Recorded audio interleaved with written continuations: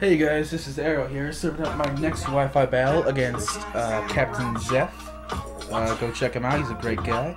But this would definitely be a battle that went either way, so definitely very climatic, I guess you could say. So let's get started and see how this went. I open up with my Wifi Peristone, just a regular anti-lead basically, as he goes into his Swampert, which the only major difference it has nowadays is that it has boiling water. But he goes in the Espeon as I go for the Stealth Rock. But he has a new Dream World ability called Magic Mirror, and basically reflects my Stealth Rock. So he's going to switch up predicting some kind of physical move, since that's pretty much something I can do at this point. As I go for the X-Scissor, but Swampert takes that like a champ and completely walls it. So I figured that he's not going to switch back into Espeon to risk taking X-Scissor. So I'm just going to go for the spikes and do some more set business as he goes for the Boiling Water. Just isn't going to do anything because I'm especially bulky, I guess you could say. Yeah, especially bulky and nice defense. This is a great combination. So he's going to keep getting the Boiling Water, predicting, hoping to get a burn, but he actually gets the crit, which kind of sucks, but it doesn't matter too much because Iwaparisu isn't serving too much of a purpose, being completely walled by this guy. So I'm just going to go into Mrs. Pringles and hope that I can take him out with an Energy Ball, as someone calls me on Spike. Stop doing that. And brings him down to about a third, which is good enough, but unfortunately he roars out, so I can't finish him off. And he goes into Lego King, or I go into Lego King X. My nice, physically bulky wall guy. So I figure that the best option is not to set up a sub right now, but just to finish him off. So I'm going to go for the Earthquake, and that's going to almost take him out, as he misclicks here and goes for the Stealth Rock rather than the Boiling Water, which would have been nice, but so it was a misclick, so that actually did make a pretty big, it didn't seem too much like a big deal, but it was quite a deal later on the match.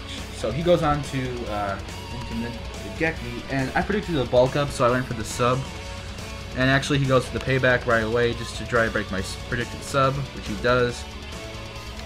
So at this point I'm not really looking too good in the position to set up subs and go for a punch of some kind, which is exactly my strategy, but it failed. So I go into Aqua Jaguar, my Dark Steel guy, predicting the payback so I can wall it efficiently.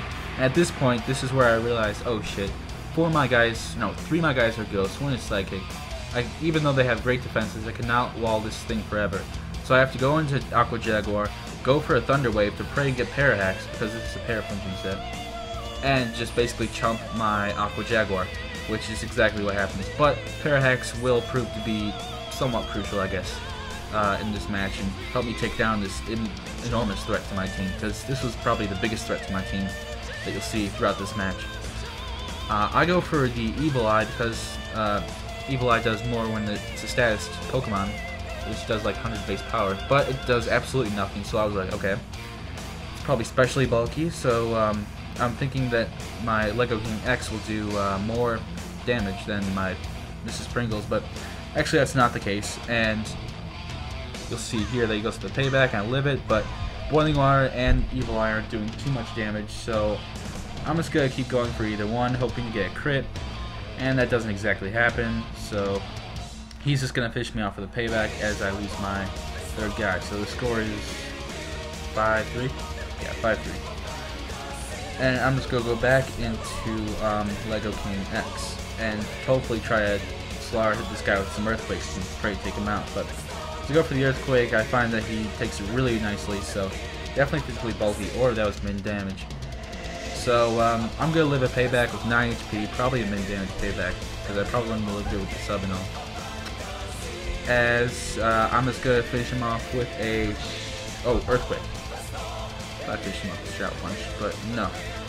And the current score is 4-3. So I'm thinking, okay, I'll just chump this guy basically, because he's not going to be serving any more purpose. Which is actually kind of convenient, because he goes into a Scarf Flagon, Outrages, or I'm pretty sure it's Scarf. So I'm just going to go into Yamami, which is my mixed wall, and I'm just going to take the Outrage moderately well, I guess, as I'm going to go for the, gets the Mummy off, that's nice, and gets confused. But that doesn't make a difference, because I just go for the Will-O-Wisp, and that's going to cut this guy's attack right in half, which is fantastic. So I can basically wall this thing to hell, because I have great special defense, and with the Will-O-Wisp I have some great defense. So he goes into his own wall, which is Tentacruel, and this is going to be the culmination of a gigantic stalwart. I just go for the Nightshade, not predicting him to switch, and so I can get some nice damage off, but does a decent chunk, about a third. And he's going to go for the Evil Eye, thinking he would do more damage than his Boiling Water, which I figured. But I'm just going to go for another Nightshade and bring him down to roughly like a third-ish, about a third. So he gets some, we both get some recovery off.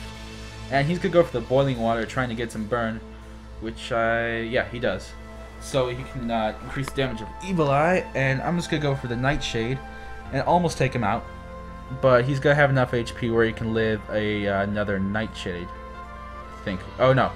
I go for, or he goes for the Evil Eye, trying to take me out, but I need to get a rest off, because if I don't, he'll just wall my team to hell and I'll lose the match. So I go for the rest, and that was really crucial that I lived that.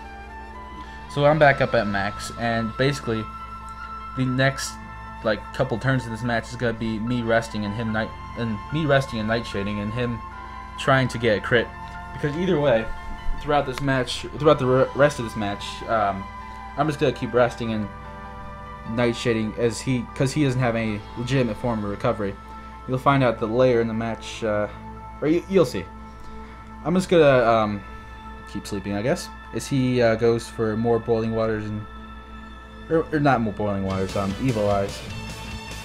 And I wake up, I think, at this point, and I go for a Will-O-Wisp. And the Will-O-Wisp was just going to get off some more damage while I'm sleeping, basically. And he's going to, yeah, as I sleep, he can get more damage, so that the Will-O-Wisp damage outnumbers the Black Sludge recovery. But he's going to go for a Will-O-Wisp, or a Will-O-Wisp Boiling Water, as I just go for another rest.